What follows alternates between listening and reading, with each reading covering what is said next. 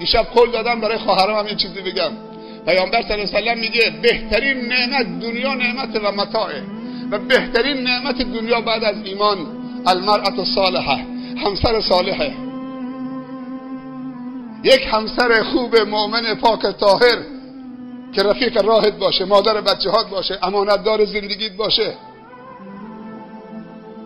تو رو به عفت برسونه، نگاش بکنی خوشحال بشی، دستور بهش بدی اطاعت بکنه، نمازشو بکنه، روزشو بگیره، شرم و حیاشو حفظ کنه. وقتی هم تو مسافر میشی و غایب میشید، این اوصاف زن خوبه. وقتی که از خونه میرید بیرون مسافرت میرید، تو رو در دو چیز حفظ بکنه، یکی در بستر خواب و یکی در مالت.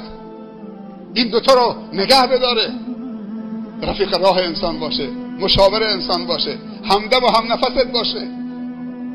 پیامبر صلی الله علیه و سلم میگه زن خوب زنی است که وقتی نگاهش میکنی شادت میکنه، کل وجودت محبت در بر میگیره. دیگه دوست نداری صورت تو از این همسرت که یک قطعه نور میمونه. واقعا چه آرامشی است.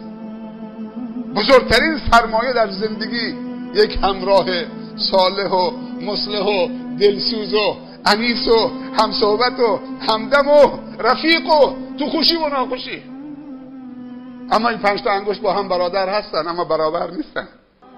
این 5 تا انگشت با هم برادرن، درسته؟ تو یه دستن. عزیزی خدا امتحانش کرد. خدا امتحانش کرد. شوهرش سرطان گرفت، شیمی درمانی میشد، زنش رفته بود رو تخت بیمارستان طلاقم بده. زن شوهرش مرد مؤمن و کارمندی بود، روزی حلال میخورد، خدوم بود. به شوهرش فشار آورد برو قاچاق بکن تا پولدار بشی مثل اون باجناقه، مثل همریشه، برو قاچاق کن پولدار بشید.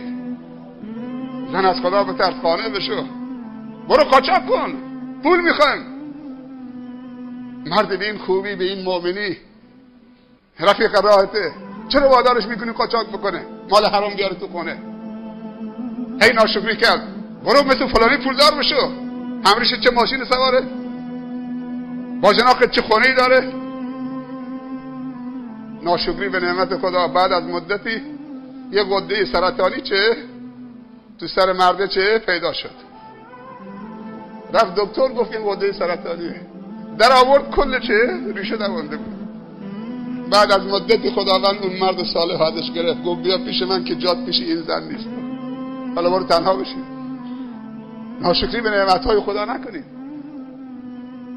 پیامبر درباره مادر میگه الجنة تحت اقدام الامهات، مادر بهشت زیر پای مادرانه.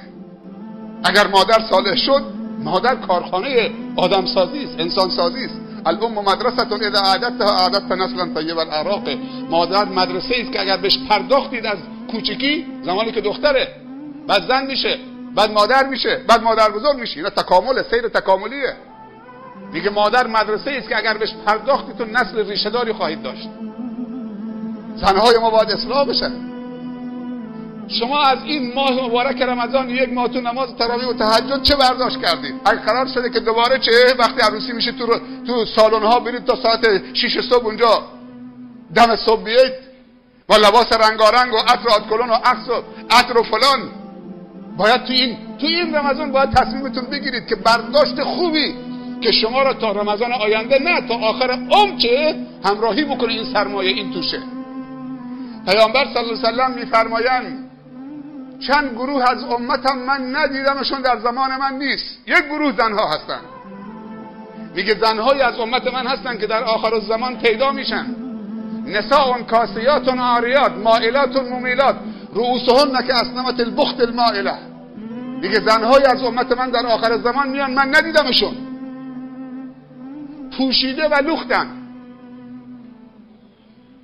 کاسیات عاریات مائلات ممیلات. وقتی راه میرن میل میکنن و وقتی تو راه رفتن میل میکنن، دل جوانا و مردای نامحرم هم به طرف خودشون میل میدن.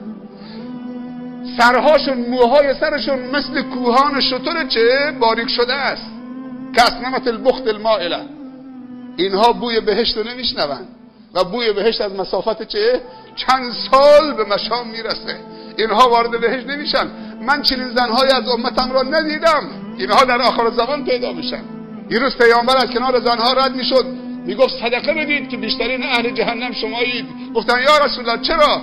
گفت که زیاد نفرین میکنید و کفران نعمت میکنید.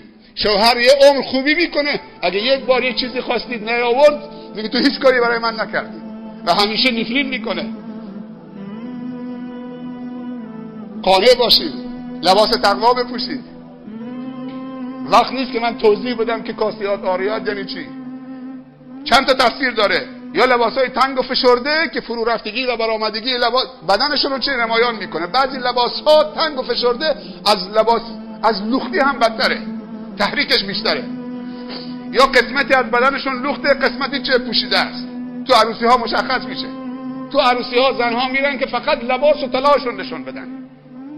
هر کسی لباس و طلاش خریده برای هر عروسی، هر مراسمی یک لباس، که هر کسی طلا و آرایشش و لباسش به رخ دیگران بکشه. کفشای پاشنه بلند میپوشن که وقتی راه میرن میل بکنن. چطوری موج میکنه زن؟ زمانی که کفش پاشنه بلند بپوشه. اینا پیامبر گفته زنهایی هستن از امت من که در آخر زمان میان بوی بهشت نمیشنون، من ندیدمشون. جانانه توبه بکنیم عزیزان. مرد و زن باید توبه بکنه، بزرگ و کوچک. فردا شب 29 چهارشنبه شبه، بعدش هم یه جمعه داریم، شب جمعه، پنجشنبه شب که شب جمعه میشه.